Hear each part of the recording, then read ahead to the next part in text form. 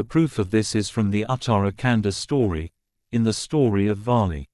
While he was praying, he tried to hide him and take him under his control. Vali realized that Ravana was standing behind him with a malicious thought. When he bent over him, he grabbed him in his arms and made him helpless, carried him over the 4 seas and finally fell into the Kishkinda.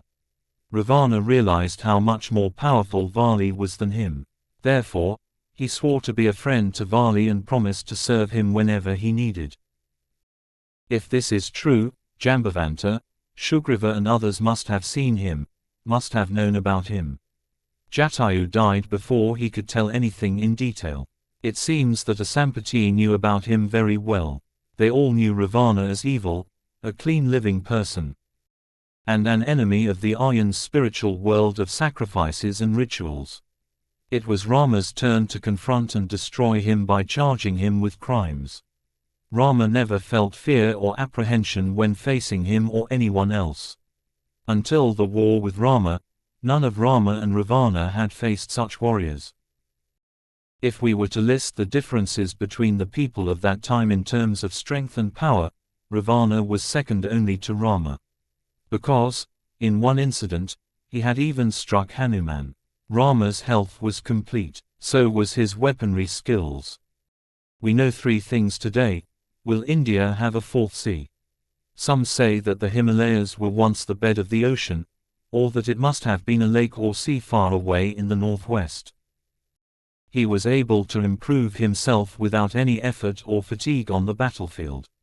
When Rama saw that Ravana was tired due to his weapons being damaged, he went that day to rest and returned the next day with renewed strength.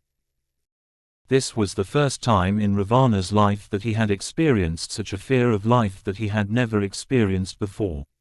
Now he remembered almost all his past history. Now that he had to fight against Rama, it seemed as if all the curses that had been cast upon him had come together.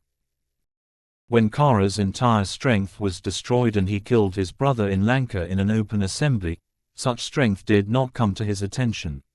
When he was humiliated and mocked in such a way, he naturally had to take action. Ravana's most evil trait was his womanizing. When his sister described the attractiveness of Sita's form, his lust became like a flame. He thought of a plan and tried to get the cooperation of Marika, who did not agree to it, by torturing her. There were many evil schemes that Ravana had devised in relation to women. All the memories of the curses that had been cast upon him in the past in that regard now came to his mind. When he had to face a brave man who was superior to him, the entire army of demons had been destroyed.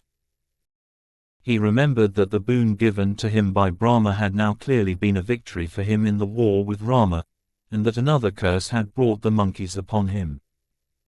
There are some good points of the principle of state in her objection. They seem meaningful even today. For example, if the king is a tyrant, strict in paying the salaries and transportation of the army, arrogant, poor and hypocritical, the subjects will not help him in his needs, etc. When was there a lack of such a situation in the history of our country?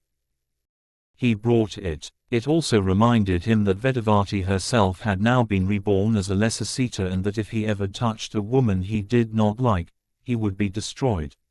He also remembered that, as Anaranya had predicted earlier, he would be the one born in the Ikshak dynasty who would cause his death. But until the last moment, his mind did not agree to give up his desire for Sita. Her beauty and his desire to have her increased with every glance, increasing his hunger for her. He took Sita around the camp of the monkeys and ordered her to see Rama and Lakshmana dead.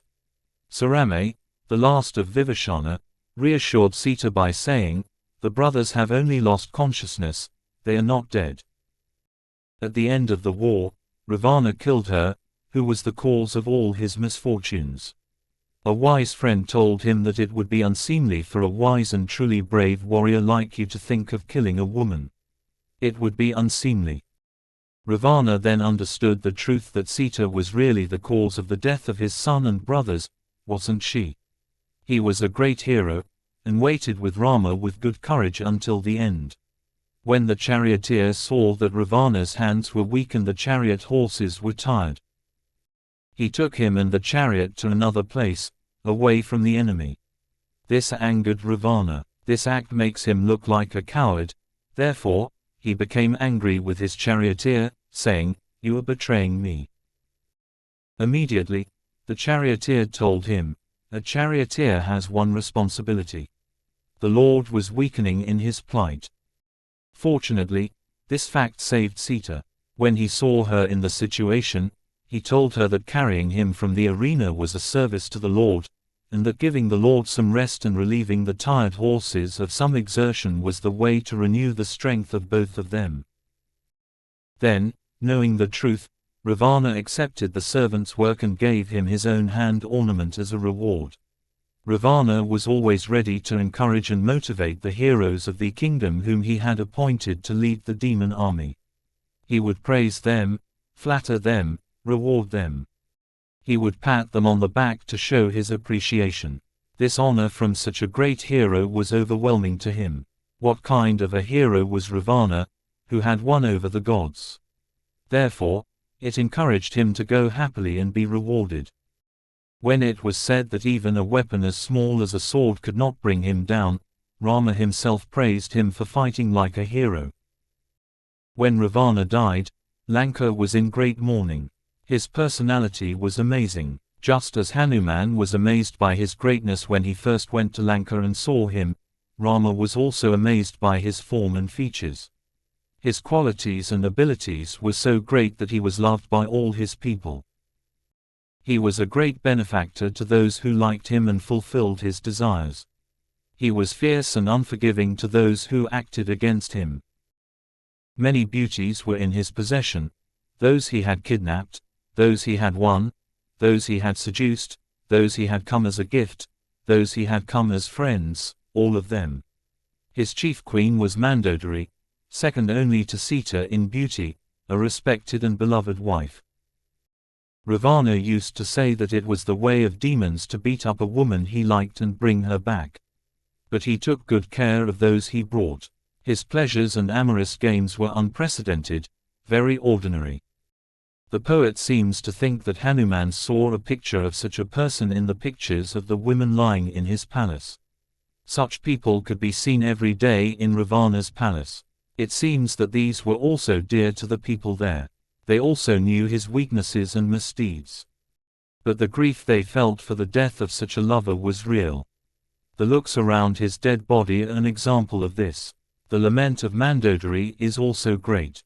When Ravana fell in love with Sita, a chaste and unmarried woman, sadly Mandodari struggled to turn her husband away. Her lament is a manifestation of the love of a great woman. The work reveals how Ravana had built a vast world of power and devotion for himself in his kingdom and palace. Gods and humans live in fear of him. The world had previously despaired of being freed from his threats and attacks. When he died, the world could breathe more freely. By now, the period of Rama's exile had also come to an end. With Ravana's defeat and death, the main action of the Ramayana ended. This task, which was necessary for the release of Sita, was the completion of the second most important task, the work of the sages and the work of the gods. Other characters. Marika. Marika takes part in two important episodes in the development of the events of the Ramayana. The first time was when he, along with Tataki Subahu, obstructed the yaga of Vishwamitra.